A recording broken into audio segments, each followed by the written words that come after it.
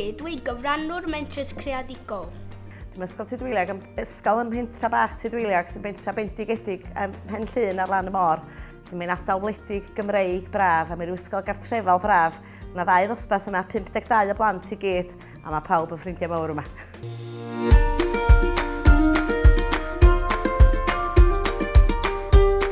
Wel, y prosiect oedd y plant wedi ffeindio bod yna ddigon o wlân yn yr ardal, lot o blant o gefndir amaethyddol.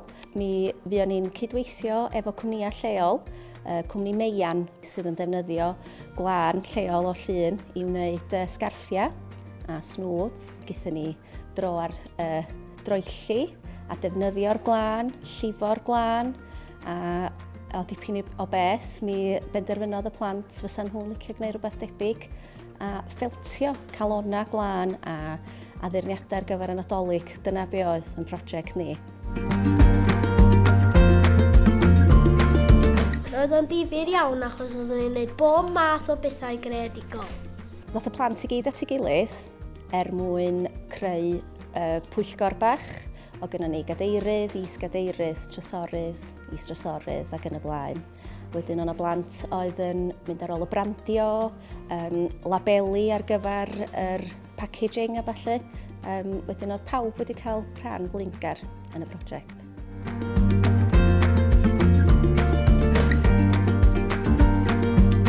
Roedd y gwaith yma'n ymlacio fi ac yn gwneud fi'n deimlo'n braf. Nes i mwynhau wneud y ffiltio.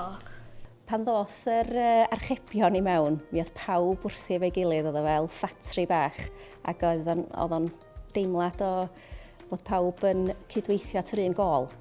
O dwi'n teimlo bod y sgiliau maen nhw wedi gael wrth fod yn gyfrannwyr mentrus creadigol yn helpu nhw set y byd yn yr ysgol uwchradd ac yn y byd gwaith i'r dyfodol. Mae jyst yn mynd â nhw drwy'r broses mewn ffordd mor naturiol. Roedd yn hwyl ac yn gyffrous pan roedd yna pobl yn prynu ein calonnau ni. Oedd y mwynhad y plant yn amlwg wrth wneud y prosiect, a brwdfrydedd a'r bwrlwm a'r egni.